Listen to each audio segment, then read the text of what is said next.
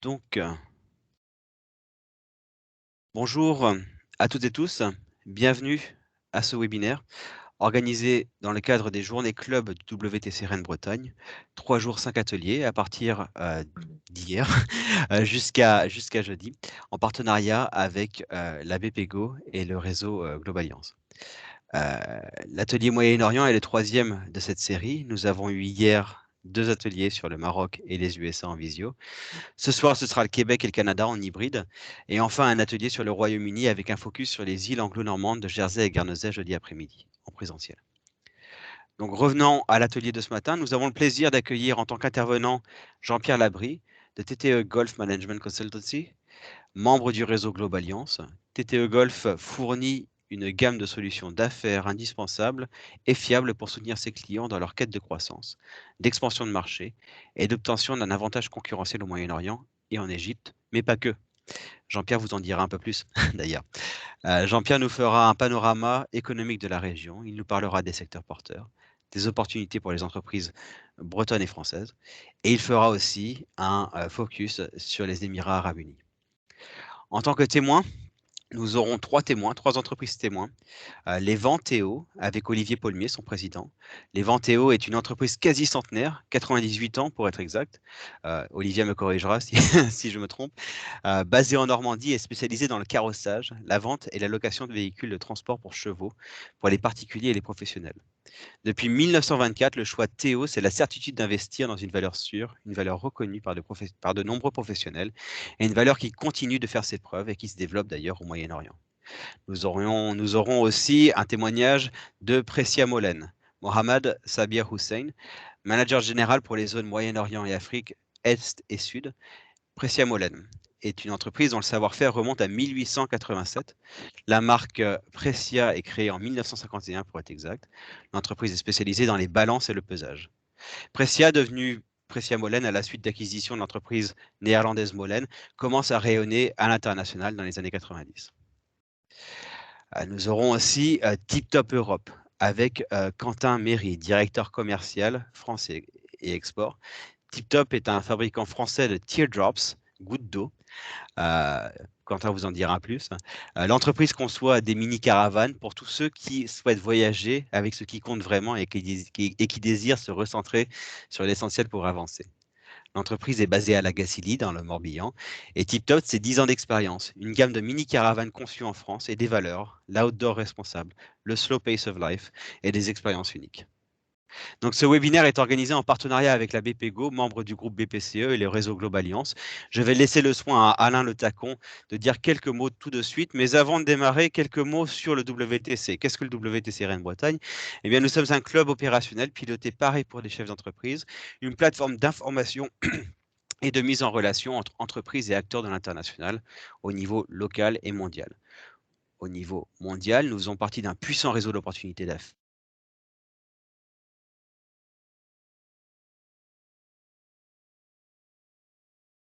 Je pense qu'on a été coupé là. 90 pays. Voilà. Il existe plus de 320 World Trade Center.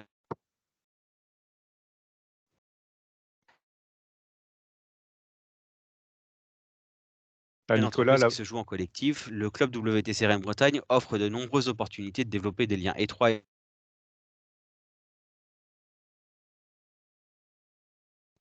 Au sein de ce club, les chefs d'entreprise s'informent, échangent, témoignent, travaillent en réseau et s'inspirent des expériences des autres, tout en bénéficiant de nouvelles opportunités d'affaires. Nous avons un programme chargé en animation, des tables rondes, des retours d'expérience, des conférences, des ateliers pays, des opportunités matchmaking, des English Training Breakfast, etc. Enfin bref, je suis ravi de vous accueillir aujourd'hui et je vais vite fait passer la parole à Alain Le Tacon, qui la passera ensuite à notre ami Jean-Pierre. Alain, je merci te passe la Nicolas. parole. Merci Nicolas. Il y a eu des coupures sur la bande son, alors je ne sais pas si vous m'entendez bien. Si ça visiblement ça a l'air de passer, ok. Donc effectivement, donc 4 jours, 4 journées organisées par le WTC, c'est vraiment génial. Merci Nicolas. Différentes destinations. Hier, c'était le Maroc. Hier soir, les États-Unis. Et ce matin, donc, le Moyen-Orient. BPGO, c'est une banque régionale présente sur 12 départements, 3 ou 4 régions administratives. la Basse-Normandie, la Bretagne, les Pays de la Loire et la Vendée. Le service international chez Banque Populaire Grand Ouest, ce sont 4 chargés d'affaires internationaux, dont Philippe Jiquel, Julie Kilivéré, qui est également présente sur Nantes, et moi-même, et Muriel, également sur Nantes. Nous intégrons les services classiques d'une banque à l'international, une équipe de trade, crédit documentaire, garantie internationale, une salle des marchés. Et notre présence à l'international pour accompagner les entreprises. Lorsqu'il s'agit d'une création de société, une implantation, nous avons notre structure Pramex qui est présente à l'étranger. Et lorsque ce n'est pas le cas, comme au Moyen-Orient, nous faisons appel à notre partenaire Jean-Pierre Labrie de Globaliance, à qui je vais passer immédiatement la parole. Voilà. Bonjour à tous. Alors, je vais vous partager ma présentation ici. Donc, effectivement, je vais vous parler du Moyen-Orient et puis faire un focus surtout sur les Émirats. Tout d'abord, quelques mots sur notre cabinet de conseil, TTE Golf, Time to Export, Time to Expand. Donc, on est dans tous les pays du Golfe, plus l'Égypte. Vous avez fait un atelier sur le Maroc. Le Maroc est plutôt proche de la France. L'Égypte est très proche du Moyen-Orient et on a beaucoup de bureaux régionaux aujourd'hui qui, depuis Dubaï, vont aller sur l'Égypte, mais vont aller aussi sur l'Inde ou voire même la Turquie. On aide les sociétés dans tous les secteurs d'activité. Il n'y a pas un secteur d'activité où on ne serait pas, mais on aide vraiment sur toutes les étapes de la structuration d'une entreprise, que ce soit pour une étude de marché, un test sur offre, une recherche de partenaires, d'intégrateurs, et puis ensuite tous les sujets d'implantation. Et quand on fait l'implantation, on va sur tout ce qui est bancaire, donc l'ouverture du compte bancaire, la gestion de filiales, le côté RH, le côté juridique et le côté logistique aussi où on aide. Un partenaire, Hassan Al-Reda, qui est aujourd'hui à la retraite, il a 51 ans. C'est l'ancien directeur général de la Banque commerciale de Dubaï. Son papa était très bien implanté dans le milieu local, puisqu'il c'était quelqu'un qui était très reconnu dans le milieu de la santé, mais qui a aussi été président des éleveurs de chevaux sur Dubaï. Donc, voilà, je sais qu'il y a une intervention dans ce domaine, donc voilà. Et puis un directeur de bureau, Ramir Alifa, qui est égyptien. Globaliance, vous en a parlé très rapidement, mais effectivement, c'est un groupe de sociétés d'accompagnement voilà, présent dans plus de 60 pays dans le monde. Et effectivement, sur le Moyen-Orient et sur l'Égypte, on est un point de relais pour Pramex qui travaille avec Banque Populaire. Donc sur le Moyen-Orient, ben, c'est effectivement entre l'Afrique, l'Asie et l'Europe. Et si on regarde l'ensemble des pays du Golfe, donc les 6 pays du Golfe, donc les Émirats, le Qatar, l'Arabie Saoudite, le Bahreïn, Oman et Koweït, on a à peu près 58 millions d'habitants. Sur ces 58 millions d'habitants, on en a 35 en Arabie Saoudite et on en a une dizaine aux Émirats. Le reste, c'est des petits pays. Quand on parle du Qatar, c'est 3 millions d'habitants seulement, par exemple. Là, on va avoir la Coupe du Monde, Qatar, 3 millions d'habitants. Donc 35 millions d'habitants. Donc déjà, on a une certaine disparité entre les populations, mais après, si on rajoute effectivement toute la partie Levant et puis l'Égypte, l'Égypte, on est à plus de 100 millions d'habitants. Donc ça commence à donner une zone de plus de 200 millions d'habitants. Donc c'est une zone qui est assez intéressante et qui n'est pas très loin en fait de la France. Si je prends le cas des Émirats, avec Emirates, on a des vols directs depuis Paris, depuis Lyon ou depuis Nice, et ça nous amène à 5-6 heures d'avion pour arriver au Moyen-Orient. Donc, c'est assez rapide. Sur ces 58 millions d'habitants dans les pays du Golfe, il y en a à peu près la moitié qui sont des étrangers. Et quand on regarde, en fait, par population, on s'aperçoit qu'au Qatar ou aux Émirats, on a 85 à 88% d'étrangers.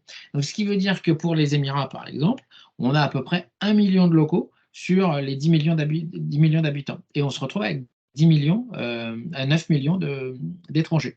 Et du coup, ça ça va augmenter en fait la compréhension culturelle du pays parce qu'on va retrouver des Indiens, des Pakistanais, Bangladesh, Philippines, Égypte, Libanais. En fait, on va se retrouver avec un melting pot pas possible. Et donc, effectivement, l'aspect culturel est assez important, d'où la nécessité d'avoir une société pour aider à accélérer cette compréhension. Donc voilà. Donc on voit sur l'Arabie Saoudite qu'on n'a qu'un tiers seulement d'étrangers. Donc quand on a un pays de 35 millions d'habitants avec 24 millions de Saoudiens, bah, ce n'est pas du tout la même chose que les Émirats ou le Qatar. Les Émirats où on va avoir 1 million d'habitants et le Qatar où on aura 350 000 Qataris seulement. Et quand on voit que le Qatar ou les Émirats font partie des pays les plus riches avec une population locale qui est relativement faible, eh bien, il y a moins de contraintes, moins de problématiques que l'Arabie Saoudite qui, OK, est un pays très riche, mais qui a 24 millions de Saoudiens. Et 24 millions de Saoudiens, ils ne peuvent pas tous travailler dans le public. Au Qatar ou aux Émirats, on voit beaucoup de locaux travailler dans les municipalités, dans les gouvernements, dans la police. Voilà, donc ils sont souvent dans le domaine public. On les voit rarement dans le domaine privé. En Arabie Saoudite, c'est totalement différent. Et donc le gouvernement aujourd'hui incite à avoir une politique de diversification par rapport au pétrole et incite les sociétés aujourd'hui à s'implanter en Arabie Saoudite, par exemple, à faire du business avec l'Arabie Saoudite sans passer par les Émirats. Donc on voit qu'effectivement, suivant les pays, on va avoir des contraintes différentes au niveau économique. Si je prends le cas des Émirats, donc vous avez ici les indicateurs, c'est des pays qui sont très peu endettés. Hein. Quand on voit en France les chiffres de l'endettement qui sont à peu près de 120% du PIB, là ici on est à 38-39%, donc ça laisse une sacrée marge de manœuvre pour le pays, avec un taux d'inflation qui est relativement bas et un taux de chômage qui est pratiquement inexistant. On est en train de parler de 0,5% de chômage à Dubaï. En fait, ce qu'il faut savoir, c'est que reste des pays où, quand on est étranger, si on n'a plus de travail, on est obligé de partir au bout de quelques mois. Donc, du coup, il y a très, très peu de chômage. Donc, c'est des pays qui sont qui vont très vite dans les décisions. On l'a vu pendant tout ce qui était Covid. L'Europe était plutôt à l'arrêt, l'Asie était à l'arrêt, le Moyen-Orient a redémarré très vite. Très vite, les Émirats ont redémarré très vite avec une politique très stricte de contrôle, ont redémarré l'activité et du coup, c'est un marché sur lequel on n'allait peut-être pas tout de suite. On se disait non, on va aller en Chine, on va aller aux États-Unis. Et avec le Covid, on s'est aperçu que comme c'était une zone qui marchait pas trop mal et que les sociétés françaises avaient ce besoin de diversification de l'export, c'est une zone qui a vraiment connu un élan sur 2020, 2021 et 2022 avec des progressions très très intéressantes. On a bien sûr eu un coup de projecteur sur les Émirats avec l'exposition universelle qui s'est tenue pendant 6 mois entre octobre 2021 et puis avril 2022. Alors c'est une économie qui est très tournée sur la diversification. Très tôt, Dubaï, il n'y avait pas de pétrole à Dubaï, hein, puisque les ressources hydrocarbures sont sur Abu Dhabi. Dubaï s'est tourné vers le business et est devenu un hub régional. Et donc très tôt, il y a eu cette diversification, ce qui fait qu'aujourd'hui, l'économie, l'hydrocarbure, ça représente moins de 20% du PIB. Donc c'est vraiment une économie qui repose pas simplement sur le pétrole. Et c'est ce que voudraient copier en fait les autres pays du Golfe, dont l'Arabie Saoudite aujourd'hui. C'est avoir cette diversification de leur économie. Alors, on va parler de l'industrialisation, du transport maritime, de la logistique, de la finance et du tourisme. Si vous regardez avant Covid, les chiffres, Dubaï, c'était le 3e aéroport au monde, presque 100 millions, 90 millions de passagers. Et sur ces 90 millions, il y avait à peu près 15 millions de passagers qui visitaient, qui rentraient dans le pays.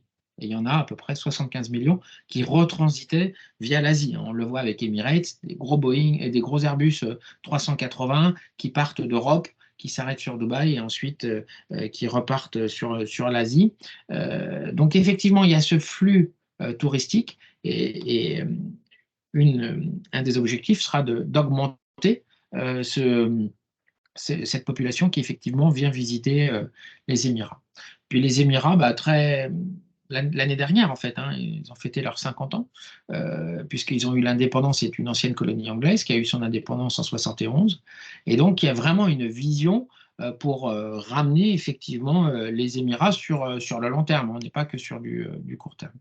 Alors les marchés porteurs, j'ai dressé une liste ici de secteurs qui peuvent être intéressants et je ferai un focus très rapide sur quelques secteurs. Bien sûr, le marché pétrolier, gazier et la pétrochimie, ça c'est clair, mais surtout les énergies renouvelables, puisque contrairement à ce que on pourrait penser, effectivement, c'est des pays qui veulent se tourner de plus en plus sur l'énergie renouvelable et surtout sur le solaire. Vous verrez, il y a vraiment un regain d'activité dans ce domaine. Sur la santé, bien sûr, sur tout ce qui est lié à l'informatique et aux technologies, à la télécommunication, au logiciel informatique, bien sûr la construction, tout ce qui est lié à l'environnement, l'agroalimentaire et puis le secteur industriel qui sont importants. Il faut savoir que quand il y a eu le Covid, les frontières se sont fermées et les Émirats dépendent beaucoup d'importations. Par exemple, au niveau alimentaire, pratiquement tout est importé. Et qu'est-ce qui se passe quand les frontières sont bloquées et qu'on on peut plus importer de nourriture, par exemple. On a eu un gros sujet de sécurité alimentaire en disant on ne peut pas continuer comme ça, il faut effectivement dépendre moins de l'étranger. Et donc, du coup, aujourd'hui, vous voyez les Émirats qui vont en Europe aller faire des acquisitions de terres agricoles, qui vont aller dans d'autres pays essayer d'acquérir des terres agricoles, qui vont essayer d'augmenter les industries, par exemple, agroalimentaires en local. Voilà, donc tout ça, toute cette crise du Covid a fait prendre conscience au pays que il fallait continuer à développer à l'intérieur du pays des secteurs d'activité. Alors, si je prends bien sûr le marché pétrolier, il y a un taux de croissance. Alors, bien sûr, ça fluctue, hein. Le prix d'essence, il monte, il descend. Pendant le Covid, il était très, très bas. Il était en dessous de $30. Aujourd'hui, il a bien repris. Donc, effectivement, les Émirats ont un impact hein, suivant le prix du baril. Mais on pourrait se dire qu'en dessous de $60, ça pose un souci pour les Émirats. Au-dessus de $60, ils sont vraiment dans une tendance très positive. Et là, aujourd'hui, c'est le cas. Donc voilà, la plupart des réserves sont sur Abu Dhabi. La construction, bien sûr, qui continue avec des projets toujours plus importants les uns que les autres, avec peut-être ce concept de city development qu'on n'a pas souvent en Europe, c'est-à-dire qu'on développe carrément des quartiers avec une ville, carrément une ville à l'intérieur de la ville, à Dubaï, où on va avoir un quartier avec 2000 villas, avec des immeubles, des appartements, un hôpital, des centres commerciaux, enfin tout pour faire en sorte que le quartier puisse vivre, des écoles, enfin bon, voilà. Donc ça, c'est des choses qui continuent à se développer. Et il faut voir que la construction, moi je suis arrivé à Dubaï en 96, hein, il y avait 2 millions et demi d'habitants, on était 350 Français. Aujourd'hui, il y en a 10 millions. Il y a 35 000 Français, c'est plus que la communauté de Hong Kong, par exemple. Donc c'est très dynamique. On s'aperçoit qu'effectivement, les projets qui sont en vente se vendent très très bien. Hein. Et on voit avec l'instabilité qu'on peut avoir autour, l'Iran, le Yémen, la Syrie, aujourd'hui on a Ukraine, Russie, on voit qu'effectivement on a des investissements qui peuvent se faire en local. Les énergies renouvelables, donc là c'est vraiment hyper intéressant pour ceux qui sont qui sont dans ce domaine. Bien sûr, on parle du solaire, mais pas que. L'hydrogène, on a le prochain Paris-Dakar.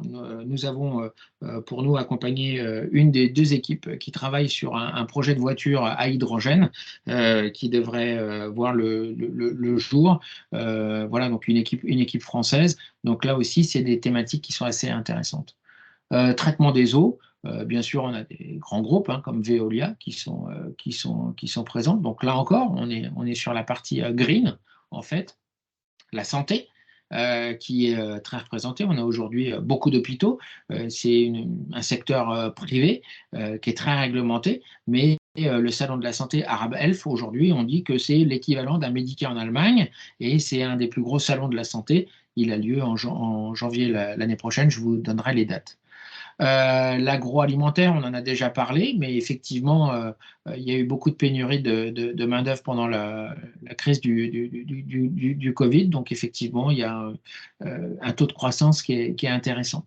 Et ça, c'est des taux de croissance. Je regardais les chiffres pour la France l'année prochaine. On est en train de parler de 0,5 à 1% de croissance. On est sur du 3 à 5% de croissance aux Émirats. Donc, c'est des pays qui valent le coup, avec effectivement des prix qui sont quand même intéressants, même si on a effectivement une concurrence. Mais si vous arrivez avec un produit, une diversification ou de l'innovation, ben, vous avez des chances effectivement d'accrocher des clients sur le marché. Alors, on verra tout à l'heure sur les 3 interventions, on a 2 de nos clients, Prestia Molène, donc on en parlera tout à l'heure sur ce qu'on a pu faire, et puis TipTop, avec deux cas différents, mais ce qui est sûr, c'est qu'il faut déjà se poser la question d'effectivement la connaissance du marché, des supports financiers. On a Banque Populaire qui est là aujourd'hui, mais effectivement le support financier il est important parce qu'on va aller dans la durée, ça c'est sûr. On ne s'inscrit pas à l'export dans le court terme, on va aller plutôt dans le long terme. Donc il faut tenir dans la durée, ça c'est sûr. Il faut avoir du temps parce qu'effectivement si on est absorbé par la France et qu'on n'a pas trop de temps pour l'export, ben c'est compliqué aussi. Et puis il faut avoir des facteurs de différenciation. Et puis, il faut comprendre les exigences locales. C'est vrai que s'il y a des réglementations qui sont en place, bah, ça peut être, il faut avoir un enregistrement de produit, par exemple. Si on ne l'a pas, bah, c'est un no-go. Non, ce ne sera pas possible. Donc, il faut effectivement voir tout ça. Et puis, c'est vrai que pendant la crise du Covid, on a appris à travailler à distance. On a appris à se déplacer beaucoup moins en avion. Et effectivement, nous, on a eu un regain d'activité parce qu'on est présent sur place avec une équipe qui parle plus de 8 langues et qui donc peut servir aussi de relais sans avoir à toujours se déplacer. Donc, les étapes, je dirais, pour se développer sur la partie Moyen-Orient, bah, c'est déjà voir à quel stade on est. Est-ce qu'on est sur un stade de découverte, de prospection, ou est-ce qu'on est sur un stade où on veut aller plus loin, on veut monter d'un cran. Donc, il faut d'abord analyser sa stratégie d'entrée de marché. Je pense que ça, c'est important. Très souvent, on a des sociétés qui nous disent on aimerait bien y aller, mais il faut prendre le temps quand même d'analyser le marché. Je pense que Quentin pourra en parler, mais essayer de comparer son offre et de tester son offre sur le marché par rapport à ce qui peut être accepté, c'est important. Ça permet aussi de se positionner, ça permet aussi de voir son prix, ça permet aussi de voir comment le marché va réagir par rapport à ça. Donc la stratégie d'entrée, elle est importante. Est-ce que j'y vais en direct? Est-ce que j'y vais en indirect? Est-ce que je le fais depuis la France? Est-ce que je prends un partenaire local? Si oui, il me faut quoi avec ce partenaire local? Est-ce qu'il faut derrière aller sur qu'il puisse avoir de la formation, de la maintenance, de la prévente, parce que ça c'est important. Donc voilà, tous ces points-là sont importants. Donc on peut analyser sa stratégie d'entrée, on peut se faire assister pour répondre à un appel d'offres, on peut préparer une mission collective si on veut aller à plusieurs, on peut prospecter à distance. Et puis, on peut également, si vraiment on veut avoir une présence locale, bah, faire un recrutement sur place, externaliser son export ou créer une structure locale. Donc, je vais aller très rapidement sur ces points. Le premier, analyser sa stratégie d'entrée de marché. Donc, des études de marché, des tests sur offre, analyser la concurrence, analyser son positionnement. Je pense que c'est relativement important parce que les prix vont être différents au Moyen-Orient. Déjà, on a la logistique, le coût de la logistique qui va se rajouter. Mais à côté de ça, il va y avoir d'autres problématiques. Il peut y avoir des droits de douane, il peut y avoir de la TVA, il peut y avoir d'autres coûts qui s'ajoutent. Donc, c'est quand même important de bien être préparé avant de discuter avec son potentiel partenaire. Se faire assister à distance pour répondre à un appel d'offres, je crois que un des meilleurs cas qu'on puisse avoir, c'est la société Poma, qui est dans tout ce qui est téléphérique, à côté de Grenoble, à Vorep, et qui s'est lancé le défi de faire de la diversification. et de mettre des capsules, par exemple, hein, des transports urbains, et de mettre des capsules sur des grandes roues. Ils ont remporté pour la grande roue de Londres, celle de Las Vegas, et puis il y avait un appel d'offres sur Dubaï. Et pendant 5 mois, on a travaillé avec les équipes de Poma à distance, dans un premier temps, pour voir comment répondre à cet appel d'offres et comment pouvoir mettre toutes les chances de son côté pour pouvoir le gagner par la suite. Et bien sûr, ils ont eu le contrat, hein. Ça a été un des plus gros contrats en 2019 pour eux, avec une valeur entre 50 et 100 millions de dollars, puisqu'il n'y a pas eu ils n'ont pas donné le chiffre exact, mais ça montre que en se faisant accompagner, effectivement, on a cette accélération de compréhension du marché, et puis ça évite de faire des fautes, hein, surtout au niveau d'avoir un coût financier important si jamais on a oublié des choses. Mission collective, ça c'est des choses qu'on entend de plus en plus, un peu le chasser en meute. C'est des choses qui peuvent être réalisées. Souvent, c'est des sociétés qui vont être sur des thématiques. Alors là, j'ai pris l'exemple de fruits et légumes, donc des sociétés qui vont être dans les fruits et légumes, mais ça peut être, on a eu le cas par exemple de sociétés qui sont dans tout ce qui est congelé, et il va y avoir la glace, il va y avoir le légume, il va y avoir la viande, il va y avoir, voilà, mais le dénominateur commun reste tout ce qui est congelé, et donc fait la chaîne du froid, et donc voilà, les gens vont venir, et puis on va organiser des rendez-vous en B2B. Ça permet aussi souvent d'avoir un coût beaucoup plus attractif. Recruter quelqu'un sur le terrain, ça c'est quand on commence à vraiment se dire, tout compte fait, ça peut être intéressant d'avoir quelqu'un sur place avant potentiellement une implantation. Donc nous, on a effectivement des services d'incubation sur lesquels on peut permettre un portage salarial, et on peut recruter un employé de la structure française, le prendre chez nous, et puis lui faire le mettre dans les bureaux, lui donner un visa, et puis faire en sorte qu'il puisse travailler sur place. Et puis, on a parfois aussi des programmes de VIE sur lesquels il faut faire un hébergement avec, voilà, pareil, exactement, le VIE dans notre bureau. Et puis, ce qu'on appelle les services export externalisés, où là, on va aller carrément dire, voilà, moi, je ne suis pas assez bon au niveau export sur le Moyen-Orient, et j'externalise ma fonction support à TTE. Voilà, donc ça, c'est des cas qu'on peut avoir. J'ai pris ici l'exemple d'une société qui avait un contrat, qui devait réaliser un contrat sur 18 mois, et qui a décidé de mettre en portage un employé pour pouvoir réaliser ce contrat. Donc là, vous avez des vues de notre bureau, hein. On est à Business Bay, on est hyper bien situé. Et puis voilà, le contrat a été réalisé facilement et sans avoir à créer de structure. Et puis créer une structure, là, c'est assez compliqué en fait, puisqu'il faut savoir effectivement si on va en zone franche ou pas, quel type de juridique on met au niveau de la société, quel type de licence on veut mettre. Et puis voilà, là, on a effectivement, on s'implante dans la durée. C'est pas très cher en soi, mais effectivement, ça permet d'avoir un pied en local. Alors, on a effectivement le dispositif des chèques relance export sur lesquels on est habilité avec nos 2 bureaux Export Pulse et TTE Golf. Il y a parfois des dispositifs régionaux. J'ai pris ici l'exemple d'Auvergne-Rhône-Alpes qui le fait, mais je pense que c'est pareil pour votre région.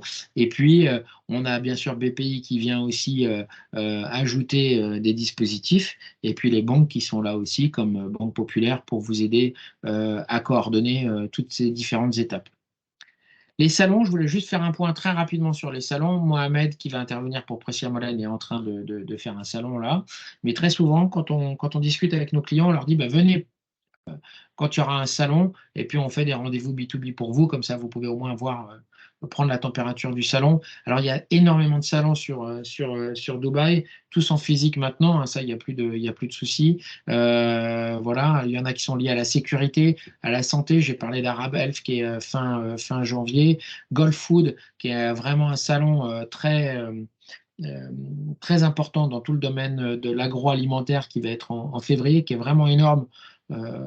Voilà, AEDEX qui va être dans la défense, on en a dans l'électricité, on en a dans le solaire, on en a dans les énergies, on en a pour les hôtels, on en a pour tout ce qui est sur la partie environnementale, Adipec sur la partie pétrochimie, Beauty World qui a eu lieu récemment, qui est sur toute la partie cosmétique. On n'en a pas parlé, mais c'est vrai que la partie cosmétique est très importante. JTEX aussi sur la partie informatique, un gros salon. Et puis voilà, tout ce qui est sécurité aérospatiale. En fait, il y a énormément de salons au, aux Émirats. Donc voilà, j'ai rapidement fait un topo de la, comment, de la zone et puis des Émirats. Et puis bah, écoutez, je prendrai volontiers vos questions tout à l'heure. Merci, Merci. merci beaucoup Jean-Pierre. Vous m'entendez bien parce que je sais que ça a dû couper peut-être, mais si vous m'entendez. Juste une petite question avant de passer à la présentation de Mohamed. Alain a une question sur l'obligation d'un actionnaire majoritaire au capital des sociétés à Dubaï. Est-ce que cette obligation est toujours d'actualité? Alors sur la partie zone franche, non, puisqu'on a des zones franches où effectivement on peut être à 100% actionnaire. Sur la partie mainland, c'est-à-dire, alors sur la partie zone franche, on peut faire que de B2B. Sur la partie mainland, on peut faire du B2B et du B2C, donc aller sur le retail. Donc suivant sa façon de travailler, on va être soit en zone franche, soit à l'intérieur du pays. Et à l'intérieur du pays, beaucoup de sociétés aussi qui travaillent avec le public sont obligées d'aller en mainland, à l'intérieur du pays.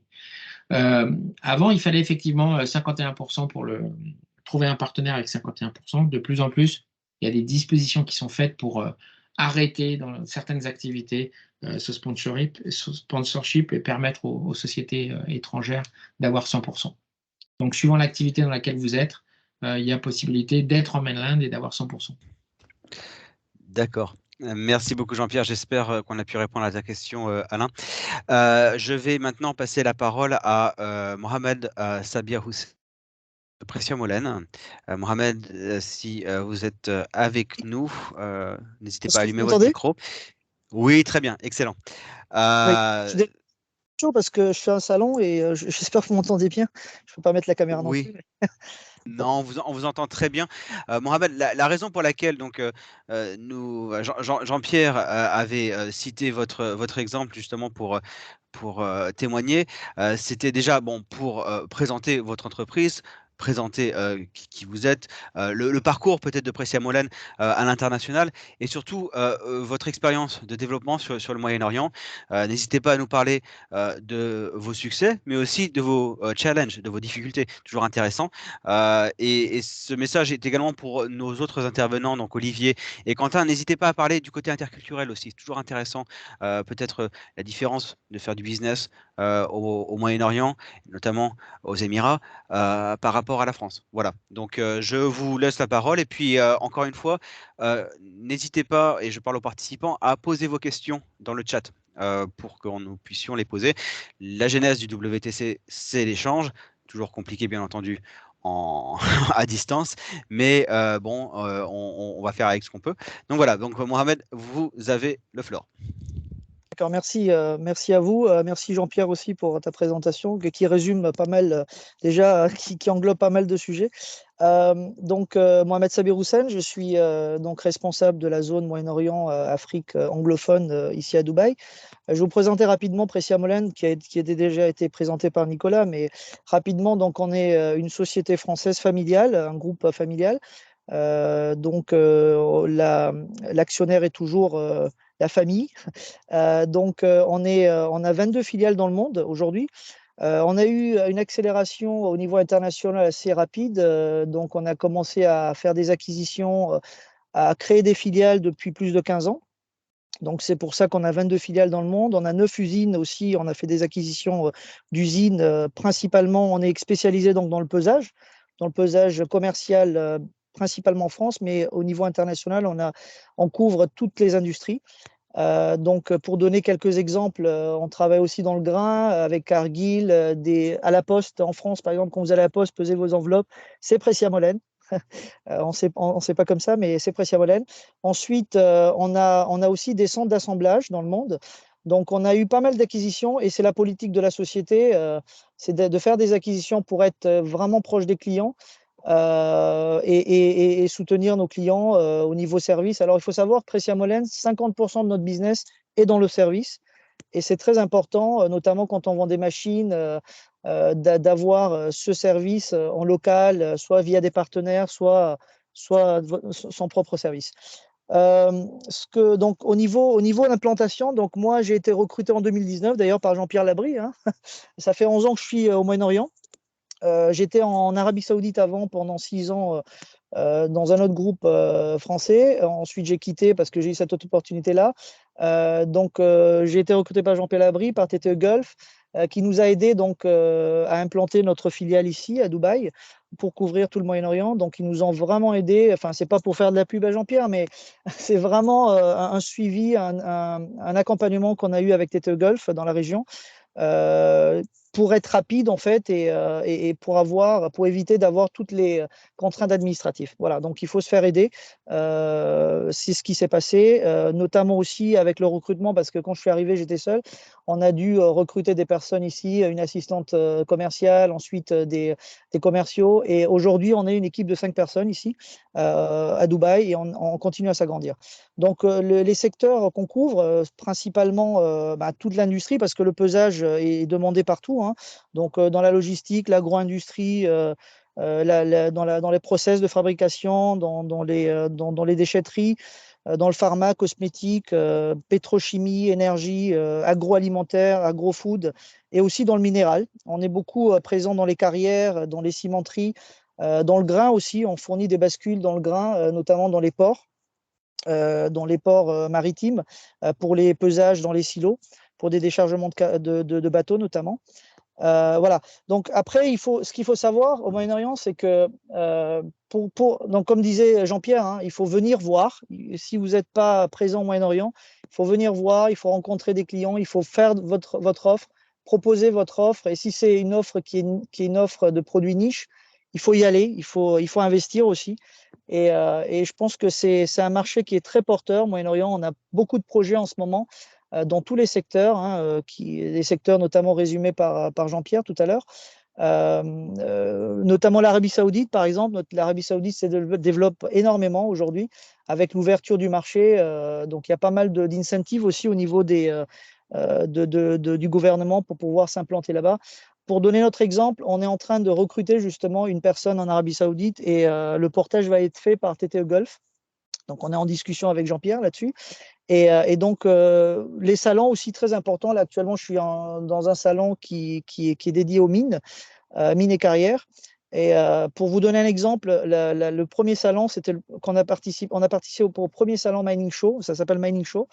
Et grâce à ce salon, on était le seul fabricant de pesage sur ce salon.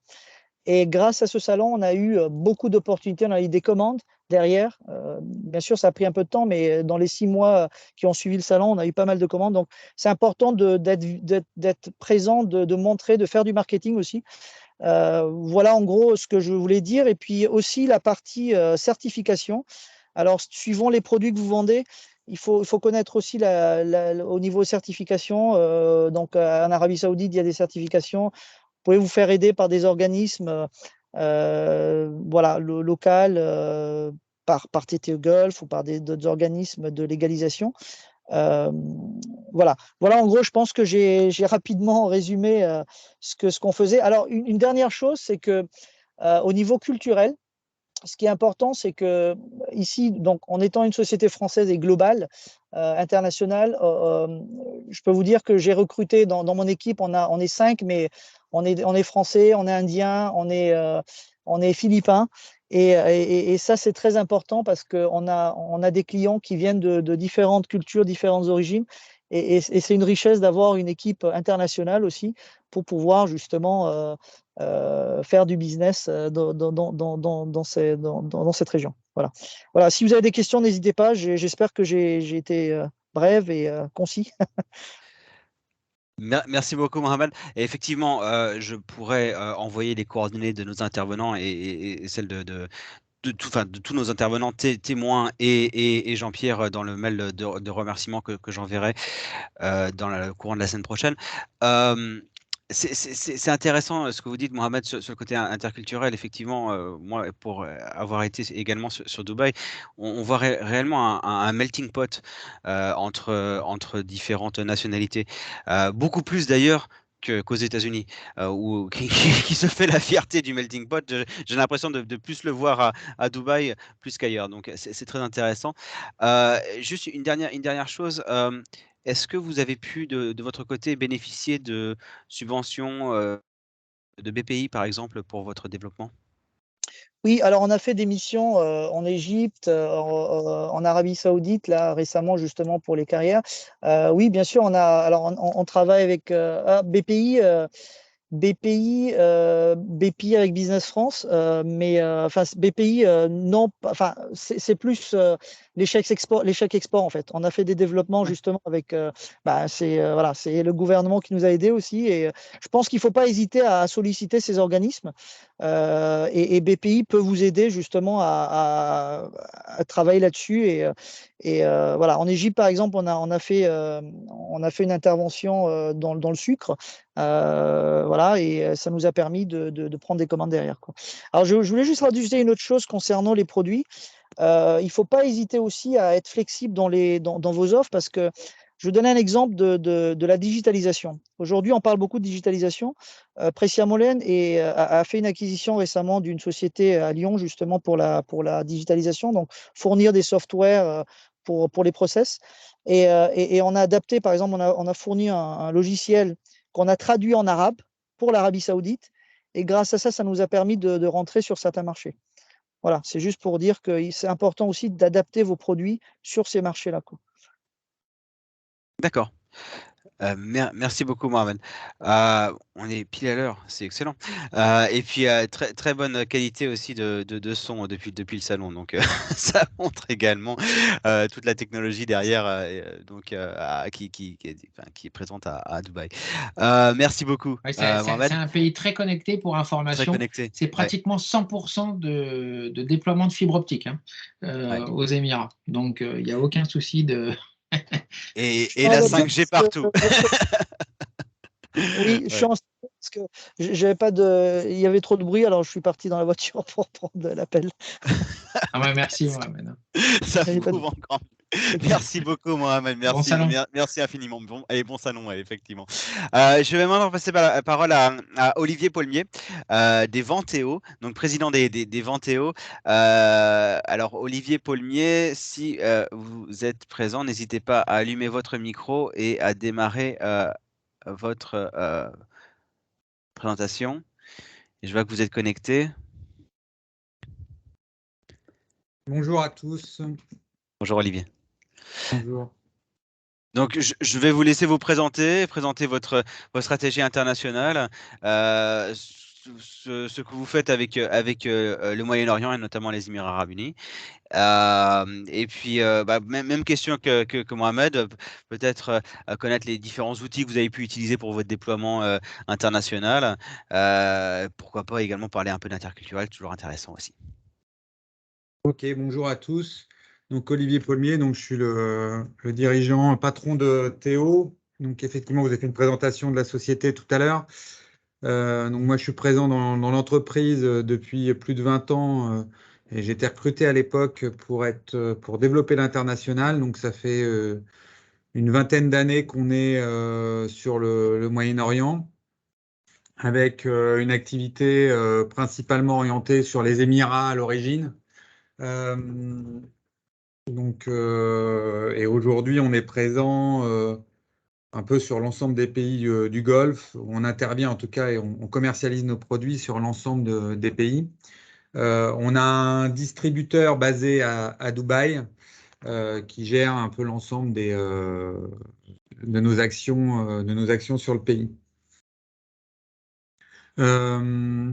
En termes d'action, donc beaucoup, quoi. On a commencé principalement l'activité sur le Moyen-Orient via des salons, hein, principalement.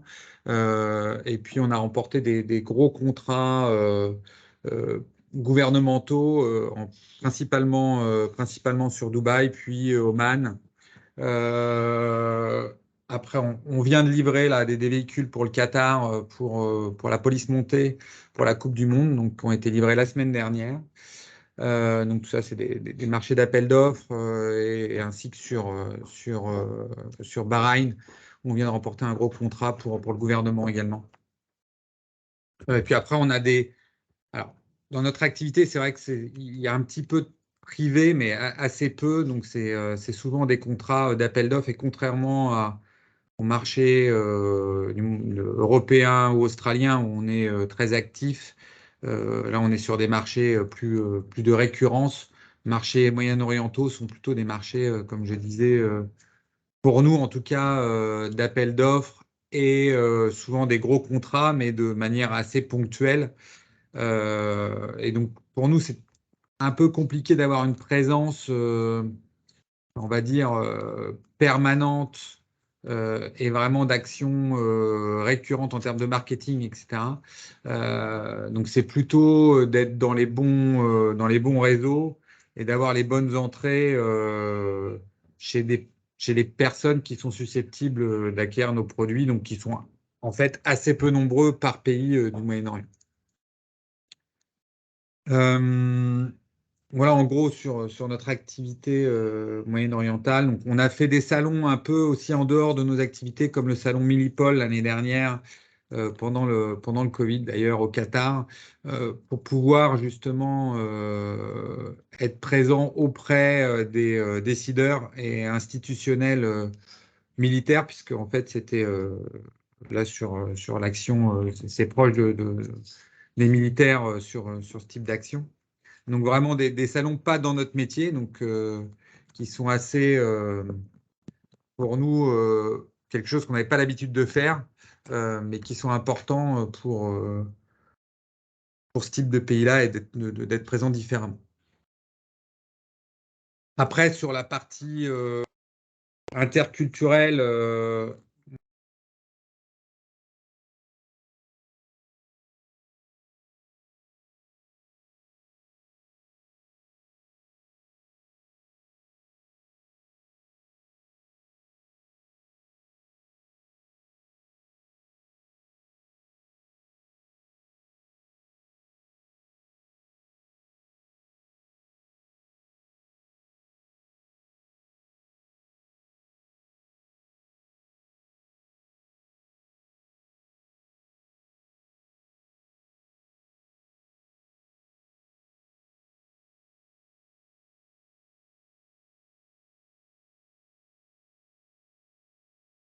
J'ai un problème de son, je suis le seul. Non, non, c'est. J'ai aussi. Je n'entends pas Olivier. Voilà, au Ouais, début, j'ai on cru a. que j'étais le seul, c'est pour ça que je n'ai pas voulu intervenir. Je me suis. C'est revenu, me dit Alain. D'accord. Olivier, est-ce que on n'avait plus de son pendant quelques minutes vous m'entendez?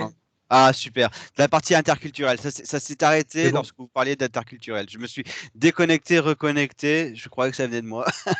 Donc, je vais devoir vous demander de répéter. Et bon, ça sera coupé au montage. La petite. Excusez-moi. Non, non, je disais que sur la partie interculturelle, il y avait une influence principalement anglaise, en tout cas surtout sur les Émirats arabes unis, et que c'était quelque chose auquel il a fallu faire face à cette période-là. Et je disais que une fois qu'on avait leur confiance et on arrivait à instaurer vraiment des business sur du long terme, sur les institutionnels des différents pays sur lesquels on intervient, où on a vraiment une bonne connexion. Et je parlais pour le Qatar en particulier, là, sur les véhicules qu'on vient de livrer, parce qu'on avait déjà, on était déjà en contact avec eux il y a 3-4 ans, donc c'est la garde de l'émir. Où une fois qu'on a cette confiance, ça permet vraiment d'avoir quelque chose de récurrent. Et donc avec une politique d'échange et de relations sur du long terme qui sont assez intéressantes une fois qu'on a installé. D'accord. Par rapport aux autres destinations avec lesquelles vous travaillez à l'international, est-ce que vous voyez des différences peut-être à travailler avec le Moyen-Orient et possiblement certains pays, peut-être en particulier au Moyen-Orient? Vous me parlez du fait que c'est assez un peu plus similaire à la culture anglaise. Est-ce que vous pouvez peut-être nous en dire un peu plus là-dessus? Similaire à la culture anglaise, non, sous influence du Sous business influence. anglais, D'accord. non, non, en termes de culture, bah, je pense qu'il faut. Nous, on aime bien que ça aille vite. Là-bas, ça va moyennement, quoi. Ça peut aller très vite. Disons qu'il faut être patient. faut beaucoup de patience. Et moi, j'ai un agent distributeur sur place qui est là-bas depuis 20 ans et qui est extrêmement patient. Donc, c'est lui qui gère les deals principalement. Il faut avoir beaucoup de patience, prendre le temps de faire les choses, mais à la fois être extrêmement réactif quand le business se confirme, parce que quand ils ont décidé, souvent, il faut que ça aille très, très vite. Donc, il faut être à la fois très patient et très réactif et être capable de savoir aller très vite. Et ça, c'est une particularité, quoi. Je pense que les personnes qui sont déjà intervenues et qui sont sur place pourront le confirmer. Mais c'est quelque chose auquel nous, on n'est pas habitués, quoi, sur notre culture européenne et quand on bosse avec même des pays européens ou des Australiens ou les US. C'est pas du tout les mêmes approches commerciales et c'est vrai que faut juste avoir conscience de ça et ça. Mais nous, avant de faire notre premier business sur les Émirats, on a prospecté le marché, on a été présent sur des salons pendant 8 ans avant qu'on obtienne vraiment un bon résultat. Après, ça s'est enchaîné, mais donc il faut vraiment s'armer de patience. Et cette patience et réactivité, est-ce qu'elle va de pair avec les différents outils peut-être proposés par les institutions françaises telles que BPI France ou Business France pour vous aider dans le développement sur cette région?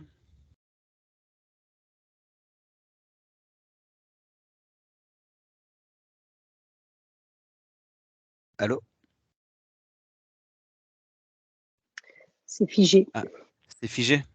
Mhm. Olivier est figé? On va, Peut-être on va, on retirer va, la vidéo. Lui demander on de va retirer sa être. vidéo. Oui, peut-être, Olivier, tu es figé, on ne te voit pas. Il faut de la patience, de la réactivité. Je vais couper même ma vidéo. Peut-être que la bande passante sera meilleure.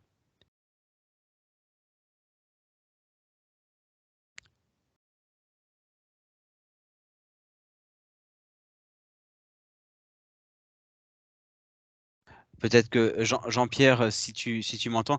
Ouais, moi, je vais peut-être donner un exemple. Quand on Ouais. parle effectivement d'aller vite, je prends par exemple des projets publics. Si je prends par exemple le métro de Dubaï, quand il a été fait, l'inauguration était prévue le 9/9/9 à 9h09, le 9 septembre 2009 à 9h09 et 9 secondes. Et effectivement, quand on est sous-traitant et qu'on voit qu'effectivement le projet il avance, et que la technologie ou l'innovation fait que on veut les dernières technologies sur ce projet. Et parfois les sociétés internationales vont vendre des solutions qui sont un peu testées, hein, ou qui sont vraiment très innovantes. Effectivement, on ne peut pas avoir un local qui revient vers le gouverneur en lui expliquant que ce ne sera pas le 9/9/9, mais que ce sera peut-être de 6 mois après. Et effectivement, il y a toute cette tension qui peut être créée suivant les projets pour lesquels on va travailler, où effectivement, il va y avoir une échelle de temps à respecter. Alors qu'au final, on en avait peut-être beaucoup, mais on prend le temps de discuter parce qu'il faut prendre le temps de comprendre, de voir les contrats. Ce sont pas des gens en plus qui sont très contrats à la base.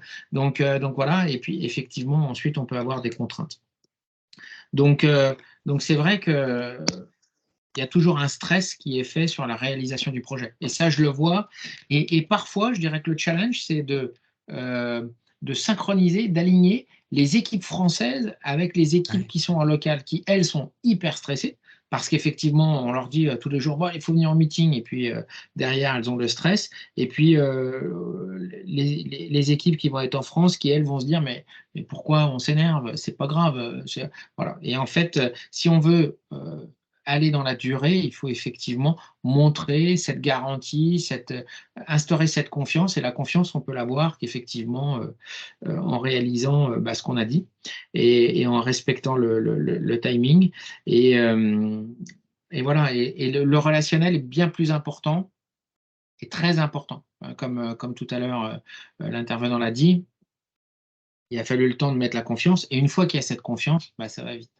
Donc il ne faut pas perdre patience. il faut comprendre que voilà, si on vient en se disant on va vendre dans les 2 mois qui suivent, ça va être compliqué, quoi. Donc il faut instaurer cette confiance. Mais merci Jean-Pierre. Peut-être qu'Olivier, si vous Moi, êtes ouais. Ah, super. Voilà, on a Olivier qui est revenu. Bah, Ouais. merci Jean-Pierre d'avoir pris le relais. Ma question en fait portait effectivement sur le côté patience et réactivité, mais surtout cette adaptabilité pardon, avec la France et notamment avec certains outils que vous avez peut-être pu utiliser pour vous aider dans votre développement à l'international. Je pense à BPI France, Business France, etc. C'est jamais simple de l'interculturel et de pouvoir travailler avec ces deux cultures. Peut-être vous pouvez nous en dire un peu plus là-dessus? Nous, on a accompagné effectivement par Business France et BPI sur pas mal de sujets et dont nos premiers pas, de toute façon, dans le pays, effectivement, ça s'est fait via Business France et via la BPI. Sur le Qatar en particulier, sur l'affaire en cours, on a été accompagné par le bureau de Doha, que je recommande vivement pour ceux qui ont des affaires à faire sur le Qatar en particulier.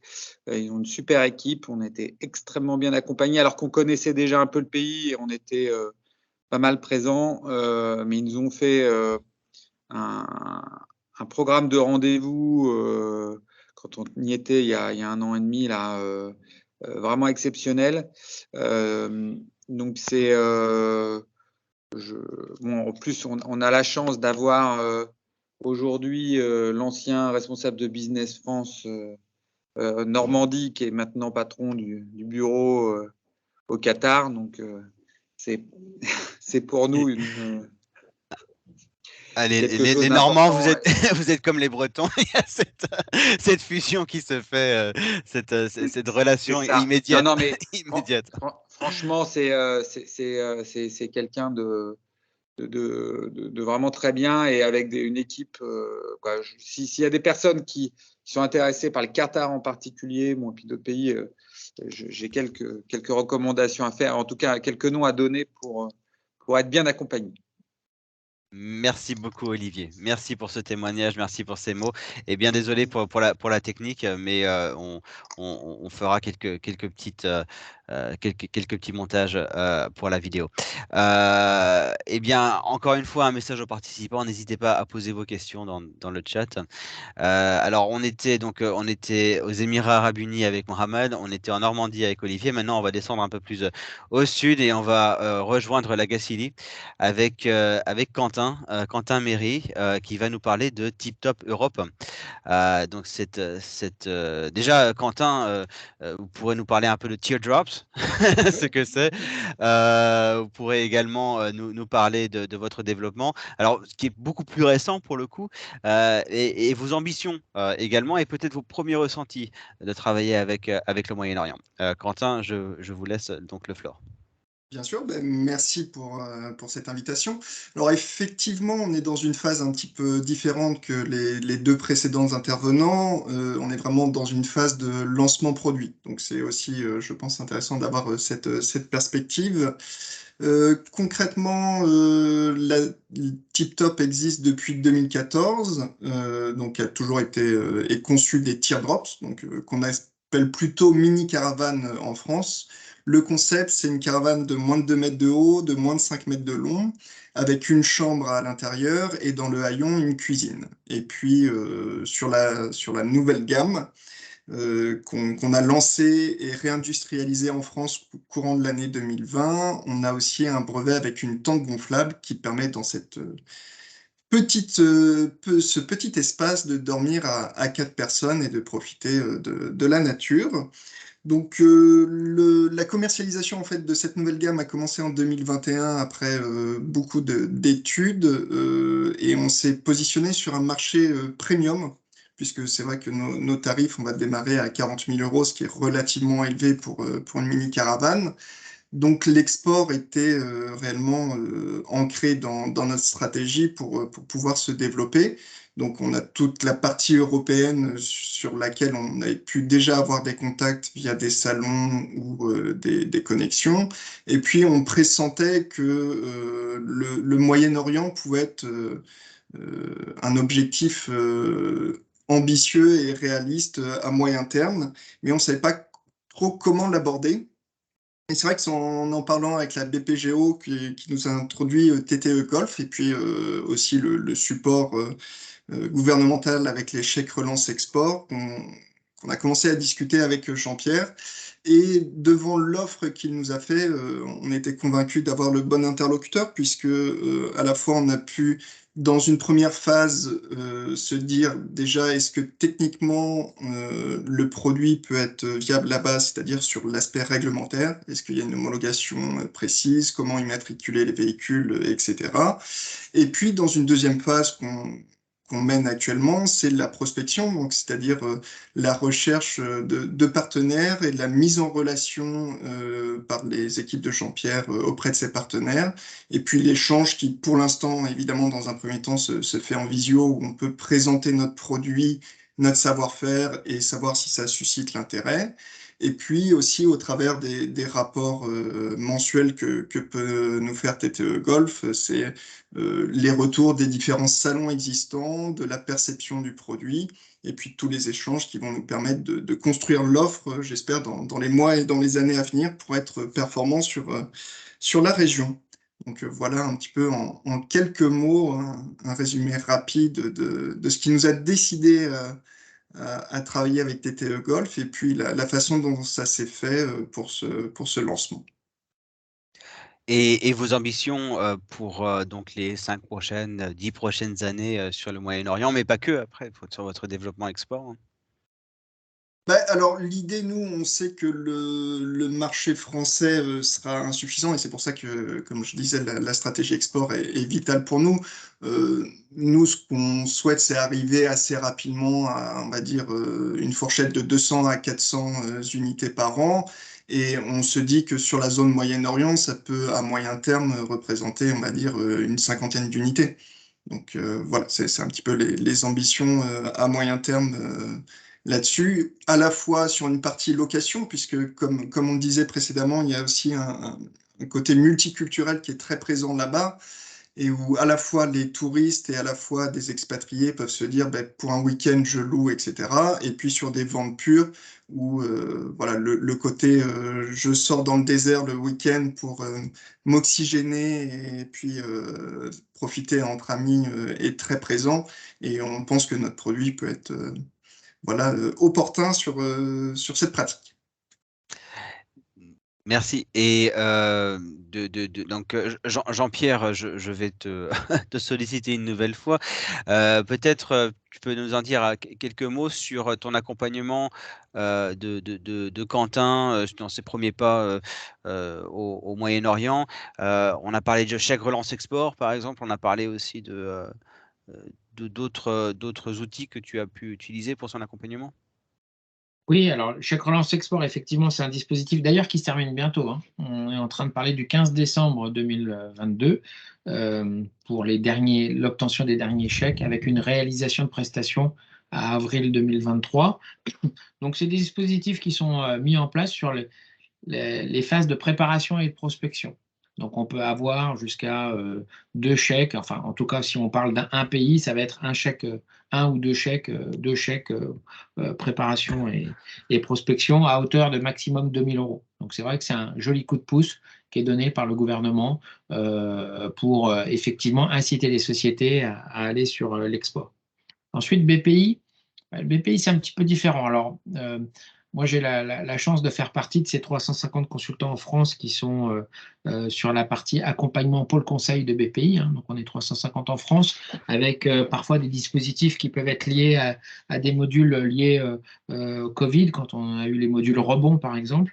Il y a des accélérateurs internationaux qui sont mis en place, qui peuvent être sectoriels, qui peuvent être par pays. Et puis ensuite, il y a des tas de dispositifs qui sont mis en place, dont les assurances prospection. et assurance prospection accompagnement, qui vont vraiment aller sur le long terme, puisqu'en général, BPI accompagne sur 3-4 ans de phase de prospection. Ensuite, il y a 1 à 2 années d'attente, et puis ensuite, il y a un programme de remboursement. Et BPI souvent vient aussi compléter des dispositifs bancaires qu'on a pu avoir, par exemple pendant la crise du Covid, où les banques mettaient en place des PGE, et puis BPI était derrière et venait effectivement cautionner ces PGE. Donc aujourd'hui, il y a la partie BPI financement, et puis il y a la partie BPI pôle conseil. Voilà. Donc moi, je suis vraiment sur les deux, on joue vraiment sur les deux. Et donc, comme disait Quentin, le challenge qu'on a avec le produit, c'est que c'est un produit qui est nouveau, qui est innovant, où il faut construire bien sûr des success stories, des réussites, où effectivement, comme c'est nouveau, effectivement dans la discussion, il peut y avoir une demande de customisation, hein, d'adaptation du produit, en disant nous sur le marché, on aimerait bien par exemple, ça pourrait être bien si on avait une clim par exemple, parce qu'effectivement il va faire chaud, voilà. Donc il y a effectivement, c'est ce que disait tout à l'heure Mohamed, ce besoin de répondre aux attentes du marché. Donc ça, faut pas hésiter. Et parfois, ça vient avant le prix, hein. Et puis ensuite, il y a effectivement les contacts, comme le disait tout à l'heure Olivier, c'est-à-dire mettre en relation avec les bons interlocuteurs pour pouvoir créer un climat de confiance. Et là, je crois que Quentin, on a déjà 1 ou 2 meetings relativement intéressants, en tout cas prometteurs, puisque en l'espace de 3-4 mois, on arrive à dire potentiellement on pourrait envoyer des unités sur place. C'est ça, Quentin, hein? Oui, l'objectif, c'est effectivement d'essayer de contractualiser les premiers partenariats d'ici la fin du premier trimestre 2023. Et alors, peut-être sur la forme de test, c'est aussi ce qu'on veut, mais on sait que de toute façon, il faut qu'on fasse arriver le produit sur place et qu'il soit visible. Et là, il y a déjà des opportunités qui se créent dans ce sens-là. Donc, c'est vrai qu'on est très content des premiers échanges. C'est ça. Et tout à l'heure, Olivier parlait de 8 ans. Alors, je pense que nous, on a une échelle temps qui est beaucoup plus réduite. J'espère. Et on se dit avec Quentin que voilà, il faut. On s'est donné 6 mois, donc ce qui est très court, hein, mais en 6 mois, vraiment cibler des interlocuteurs qu'on peut connaître, hein, dans ce milieu-là, puisqu'on est très proche aussi des autorités transport, puisqu'on a accompagné, hein, d'autres sociétés dans de l'innovation. Je pense par exemple aux trottinettes électriques. Il y a une très belle société française qu'on a implantée, qui aujourd'hui est un des leaders sur le marché de trottinettes électriques, et qu'on a implanté aussi en quelques mois seulement. Et ça s'est très vite matérialisé par une implantation, hein, sur place. Donc voilà, ce qu'on recherche, c'est vraiment à mettre en place le bon interlocuteur. Je crois que c'est ce qu'Olivier a dit aussi, c'est trouver la personne qui va faire qu'on va vous présenter effectivement un interlocuteur de qualité qui comprenne votre niche, votre positionnement, la façon dont vous commercialisez le produit, parce que là, avec Quentin, on a vu, hein, on a montré à Quentin ce qu'on pouvait avoir sur le marché. On est allé visiter des partenaires, des distributeurs de caravanes, par exemple, mais qui sont des caravanes américaines un peu, Quentin, hein, c'est qui n'ont rien à voir. C'est ça. Il n'y a pas d'aspect minimaliste, on va dire. C'est ça. Ou pour le prix de 40 000 €, on peut avoir une caravane qui fait 8 mètres de long, hein. Donc voilà. Et là, effectivement, on voit que le partenaire, par exemple, n'est pas du tout sur cette niche-là, et d'ailleurs, ne comprend pas trop l'intérêt, quoi. Donc il faut trouver l'interlocuteur, le bon interlocuteur qui va comprendre et qui va pouvoir commercialiser par la suite et servir de relais, puisque Olivier l'a dit, même si effectivement c'est un gros success stories pour eux sur le Moyen-Orient, ils ne sont pas implantés. Et donc il faut trouver la bonne personne qui va pouvoir amener de la formation, de la prévente, de la garantie, parce que vendre le produit, c'est pas suffisant. Voilà. En tout cas, nous vous souhaitons bon courage, bonne chance et tout le meilleur pour l'objectif de ces 50 unités à Dubaï par an. En tout cas, Quentin, vous avez charmé Christelle Barat, qui vient de mettre dans le message qu'elle a vu votre mini caravane, qu'elle est superbement faite, originale et fonctionnelle. Donc bon, vous avez déjà un client potentiel. On la vend aussi en France, hein, si vous voulez. Je confirme, elle est vraiment superbe. J'ai eu l'occasion de la voir, donc je me suis permise de vous le dire. Ça fait toujours plaisir, je pense, de savoir que voilà, ces produits ne sont pas beaux qu'à soi-même, mais aussi aux autres. Et elle est très fonctionnelle. Et je crois même que pour tout le monde dans l'équipe, elle se loue le week-end, si j'avais bien compris. Oui, tout à fait. Donc, cherche testez, messieurs, on dames. va finaliser un partenariat, mais ce sera très bientôt possible, tout à fait. Voilà. Nickel. Merci beaucoup, Quentin, pour cette intervention. Donc, encore une fois, n'hésitez pas à poser vos questions dans le chat. On va arriver au temps d'échange et questions-réponses. En attendant les questions, bon, j'ai bien aimé ce qu'Olivier avait évoqué, lors des salons, et quelquefois de ne pas forcément aller dans son secteur, mais peut-être aller sur un salon pour aller rencontrer des personnes qui potentiellement pourraient être des décideurs pour son secteur. J'ai trouvé ça intéressant, mais je vois qu'Olivier n'est plus connecté, donc je vais ne pas pouvoir le faire réagir là-dessus. De mon côté, j'avais noté une question, Jean-Pierre, lors de ta présentation, quelque chose qui m'avait intéressé. Tu parlais de sécurité alimentaire à Dubaï. Donc là, je change totalement de sujet, mais revenons sur ce sujet-là dans ta présentation, sur le fait que durant le Covid, eh bien, avec ces fermetures de frontières, etc., Dubaï s'est dit, bon, bah, tiens, ou les Émirats arabes unis se sont dit, bah, tiens, il serait intéressant qu'on regarde un peu plus ce sujet. Est-ce qu'il y a des opportunités, selon toi, pour les entreprises françaises dans ce côté sécurisation donc, de l'alimentaire aux Émirats? Quel est ton ressenti? Oui, oui. Alors, pour revenir, déjà juste une petite parenthèse, hein. Tout à l'heure, Olivier a parlé d'AmeriGuard. C'est la garde rapprochée du Qatar, et j'ai eu effectivement un trophée de l'AmeriGuard par le Qatar. Et c'est vrai qu'effectivement, c'est cette confiance qu'on peut avoir quand on a réalisé des projets. En tout cas, moi, j'ai réalisé des projets avec la garde rapprochée de l'émir du Qatar.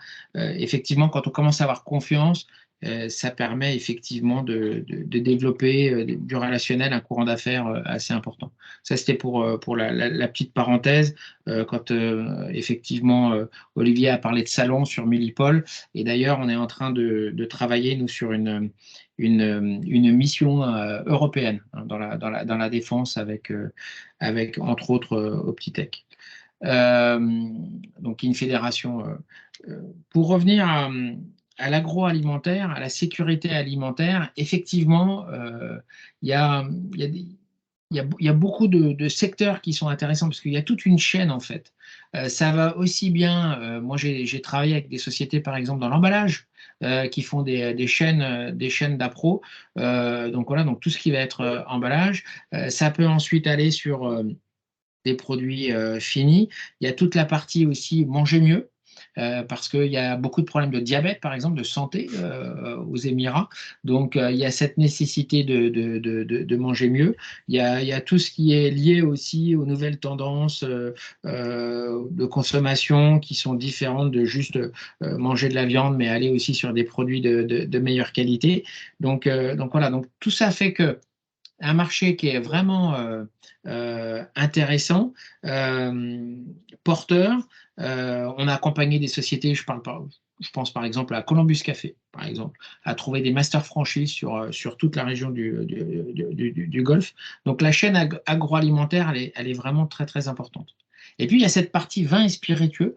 On pourrait être un peu surpris en se disant vin et spiritueux sur le Moyen-Orient. C'est bizarre, parce que c'est un pays où l'alcool, c'est très réglementé, mais on est très bon aussi dans tout ce qui est vin et spiritueux, qui est englobé, hein, dans le milieu agroalimentaire d'ailleurs. Donc voilà, là on vient de finir une mission avec une délégation de vins alsaciens. Donc voilà, avec Banque Populaire d'ailleurs aussi. Donc c'est vraiment un marché qui est intéressant, qui vraiment se remet en question sur cette phase de sécurité alimentaire. Donc j'incite vraiment les boîtes sur l'agro à se déplacer, et je sais qu'il y a beaucoup de sociétés bretonnes en tout cas qui sont dans ce domaine-là et qui font du business avec le Moyen-Orient.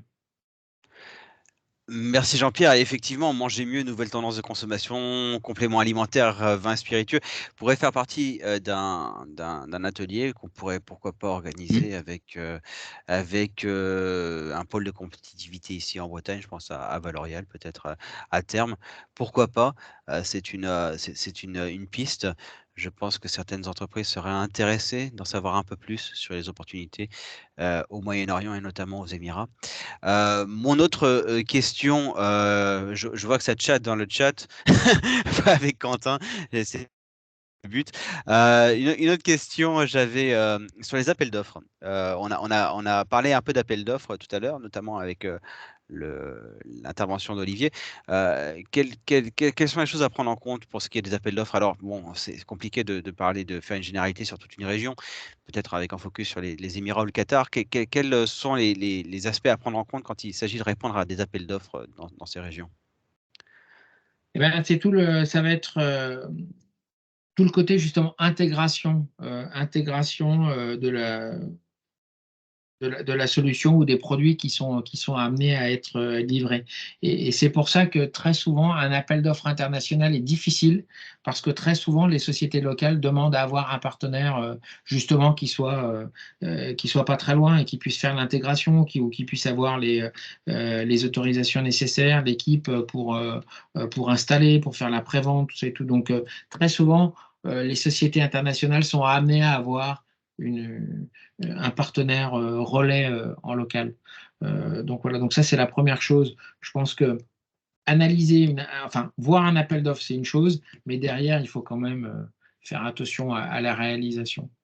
Voilà. Donc très souvent, nous, on travaille sur, voilà, j'ai la possibilité de répondre à un appel d'offres, soit je veux avoir plus d'informations sur l'intégration, l'installation, comment je fais, est-ce que j'ai besoin d'un partenaire local ou pas, et est-ce que je réponds en direct, ou au contraire, est-ce que je vends mes produits à une boîte locale qui va ensuite répondre à l'appel d'offres, elle.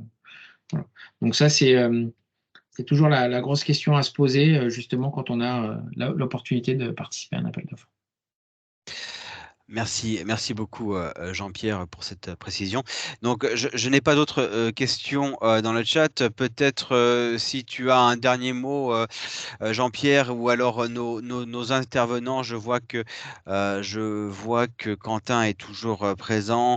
Mohamed, je crois, a dû nous quitter. Mais peut-être un dernier mot sur la zone, sur peut-être quelques petits tips pour toute entreprise qui souhaiterait aller sur ce marché. Je vois Christelle qui met un petit message en disant attention aussi aux zones franches. Je ne sais pas ce que tu as dans la tête en disant ça, Christelle. Peut-être tu n'hésites pas à allumer ton micro. Oui, il faut savoir qu'il y a certaines zones aussi au Moyen-Orient, notamment à Dubaï, où il faut être en joint venture, hein, c'est-à-dire où on ne se présente pas comme ça et on va vendre avec son petit sac à dos. Il y a des partenariats qui sont obligés de se créer. Donc, faut être prêt à ça. Je veux dire, il faut être prêt à ça, puisque en joint venture, c'est-à-dire que la personne aura 51% en plus, hein, donc du partenariat. Donc, souvent dans la culture française, on n'est pas toujours prêt à donner tout de suite la moitié, et plus que la moitié. Donc, il faut être conscient que ce sont des zones de pays avec des zones franches, notamment aussi, qui fonctionnent comme ça. Donc, il faut bien s'informer sur ce type de structuration quand on va lancer du business après et qu'on va vraiment s'implanter. C'était un petit aparté, un petit appart. I don't know how you say it, sorry. Merci Christelle. D'autres peut-être commentaires, d'autres sujets avant de vous de raccrocher?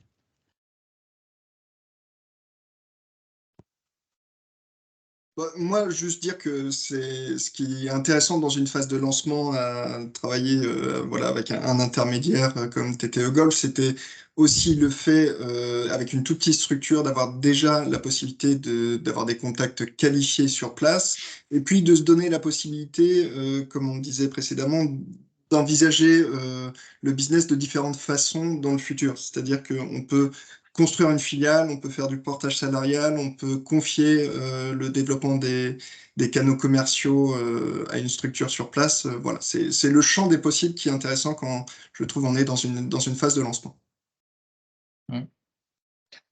Et puis, moi, si j'avais un conseil, c'est comme dans l'immobilier, emplacement. Là, c'est suivi local. Voilà, il faut suivre. Je pense que Olivier l'a dit, Quentin le dit, on vous le dit tous, Mohamed l'a dit. Il faut avoir absolument ce suivi local. Les personnes en local, elles n'attendent pas après vous, elles n'attendent pas, voilà. Donc si vous venez, très bien, vous venez à un salon, super. Ce qu'il faut voir, c'est que très souvent, il y a beaucoup de salons, on a parlé des salons, hein. Donc on vient sur le salon, on va sur le pavillon France, on reçoit plein de cartes de visite, puis après on retourne en France, puis après on est absorbé par d'autres choses, et puis on oublie, et puis on ne suit pas très bien, et puis après on revient l'année d'après sur le salon, on a peut-être un peu moins de cartes, et puis voilà, et puis au bout de 3 ans, on se dit non, mais tout compte fait, c'était peut-être pas une région pour moi. En fait, je pense qu'il faut, vraiment, comme on l'a dit, bien cibler ses interlocuteurs, hein, parce que le marché, il est quand même assez vaste, il est concurrentiel, donc il faut bien cibler et puis bien suivre. Voilà. Ce suivi va permettre d'instaurer une confiance. Donc, soit on est capable de le faire depuis la France, soit effectivement on s'aide en local avec différentes sociétés, comme a pu le dire Olivier, peu importe, mais je crois que ce qui est important, c'est quand même ce suivi local, quoi. Merci beaucoup, Jean-Pierre. Il est temps maintenant de vous remercier toutes et tous, donc participants, mais aussi intervenants. Jean-Pierre donc Labrie de TTE Gulf Management Consultancy, Olivier Paulmier, président des Ventéo, Mohamed Sabia Hussein, manager général pour les zones Moyen-Orient et Afrique Est et Sud de Pressia Molen, et Quentin Méry, directeur commercial français export de Tip Top Europe. Merci beaucoup pour vos interventions. C'était un plaisir de vous recevoir aujourd'hui. Donc, l'événement est en replay. Il sera diffusé au sein des membres du WTC Rennes Bretagne. Et je tâcherai aussi de partager vos coordonnées avec tous les membres. Un grand merci à vous et bonne journée à vous. Merci beaucoup à tous. Merci, bonne journée. Bonne journée.